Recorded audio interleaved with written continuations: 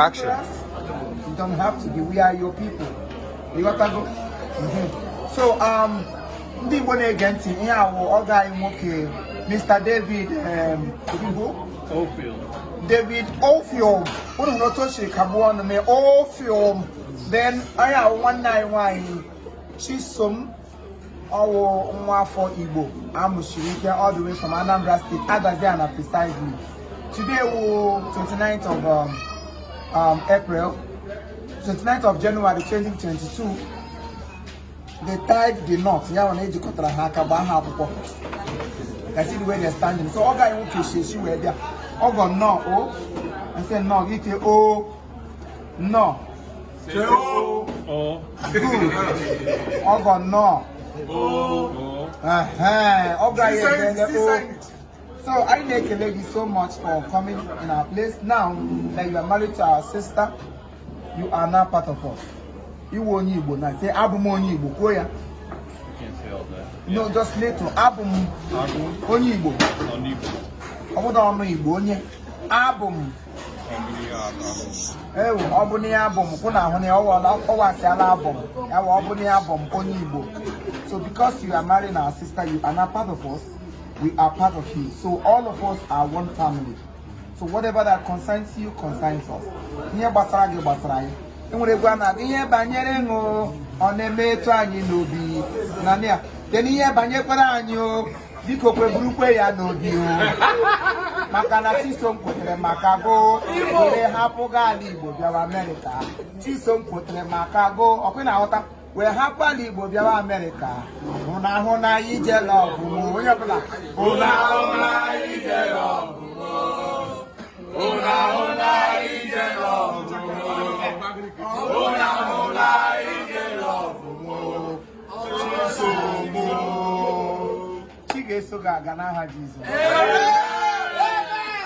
They said he that findeth a wife, he findeth a good thing. Yeah. Because you have found our sister Chisom, good thing will follow you back to America. She will be like a tree of vine in your house. That will bear beautiful fruits. And you're coming here, you will never regret it. Because even if you don't understand, keep on nodding because I am making a point. I na bata mmadụ I na kpọkọta mmadụ I na ejikwa ndị mmadụ ụzọ ọkwe na ọta. So for you to have come to our place to pick beautiful wife, just go home and begin to rejoice. Yes, go home. So you can do a peck again as you did before. The peck. Hey, a special one. Imo Comedy, please. Ndogom kelenu. Ndogom kelenu. Ndogom zono. Ndogom mono. Ndogom pikano. Ebe.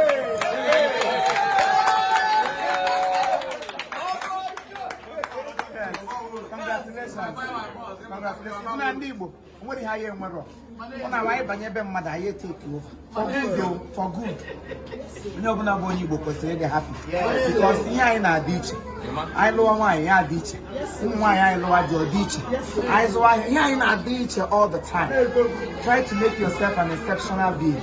Ndị ha na-exceptional ihe ọbụla ị na-eme Chukwu a na-ezoro gị ọkụ. Mana iwere onye obi ọjọọ, ihe ọma na-emere nwanne gị obi a na-akwụ gị ụfụ. This year, ụmụ okorobịa anọ ga-ebuli ozu gị elu n'ime ọhịa egbole gị ka anụ ụkwa. Ihe lover of good things.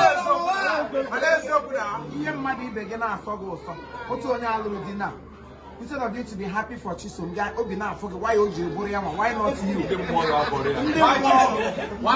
afọ gị ote for gbuo. Happy. God, I thank you for what you have done for Chisom. We can marry at the same time.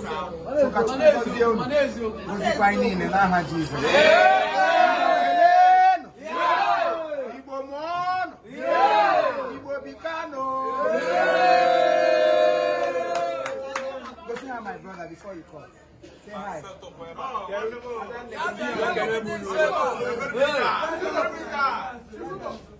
All right, yes, now.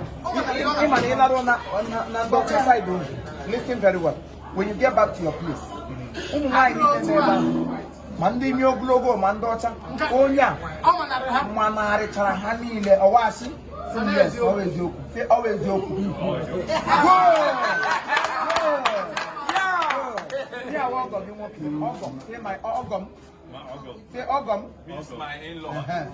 My ogum. I like it. Munyam. Munyam. Obuhamoto. Munyam. Munyam.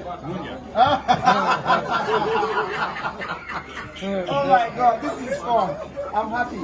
I have my sister, so I'm one of my sister, Carol, and they're born. Carol, she have one eye. Only when I want to walk in with one eye. I have a little car, one eye plus one eye, all 2 eyes. Oh my God, I'm so excited. Nice to have you here. Okay? Welcome. Just so everybody is my mom.